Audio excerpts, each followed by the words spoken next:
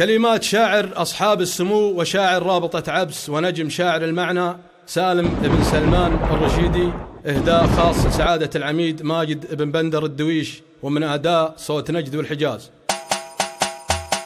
بنت القصيد اللي تفك رقابه وتحرك جبل، نصيتها للي علي بالحرام انه فخر، لو ما عرفني ولا عرفت مير لصيت وصل عند الرجال اللي تحس بالصيت وترد الخبر، ما هو تعد النشامه ولا شذوذ ولا خجل، الا تخير بالرجال اللي لهم فعل ظهر، شيخه ومنصب من كسبهن يعتبر قول وفعل عميد، لكنه لواء بالفعل لا منه ومر، هذاك هو ماجد وبن بندر وينعم الرجل، من عزوة الدوشان روس مطير والنظر حمر، الثلاث المعجزات اللي بها مضرب مثل، وللشجاعة والكرم واهل المواقف والسطر، رجالهم لمن فزع للمركز الاول حصل، تبشر بخير اللي تعز والك ودقلك الصدر، يا شيخ بن بندر نصيتك واعتبر مقطوع عمل، منصي وبنصاك بلزوم ما يسد به العذر، سلامه والسلام سنه وابلغت عنها الرسل، يا صوم سامعك ويقبل خشمك بعز وقدر، والثاني اجتك وانا مبلي بدخيل ما دخل، الا على الله ثم علي ولا خبر غيرك ذخر، ونشد عنك وعلمون انك لها الحمله جمل، ابنتخي بك يا ولد شيخ يشد بالظهر، العلم كله عسكري عندكم يبغى النقل، صبر 3 سنين لكن هالسنه مال الصبر، جفت محاصيله بعيد عن الاقارب والاهل، هو يعول ايتام وارامل ويرعى له بشر، واقسم قسم بالله ما جيت اتوسط له جهل، الا اني ادري عن ظروف كلها موت حمر، صغير سن وفي عيون امه واهل بيته زحل، ويتيم ابوه من خلقته عايش على خط الفقر، ما بين حايل والرياض اكيد ما درب السهل، ان كان داوم في خطر وان كان عود في خطر، وهو راح الجنوب بديرة صحراء محل، من ديرة مشوارها لها الحايل نعد السفر، شرحت لك وضعه ووضعي وكل باب له قفل، وان كان ما بالقفل مفتاح لو يكسر كسر، وركاب الشعر عندكم يمطير معقوله عقل، هنيتها قدام بيتك يا الدويش من العصر، جيتك على وضح النقال انك جزل وانا جزل، وقبلت حياتي يا ماجد يا ابن بندر والعذر، جيتك على وضح النقال انك جزل وانا جزل، وقبلت حياتي يا ماجد يا ابن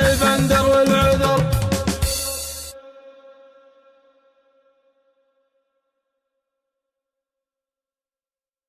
كلمات شاعر أصحاب السمو وشاعر رابطة عبس ونجم شاعر المعنى سالم بن سلمان الرشيدي، إهداء خاص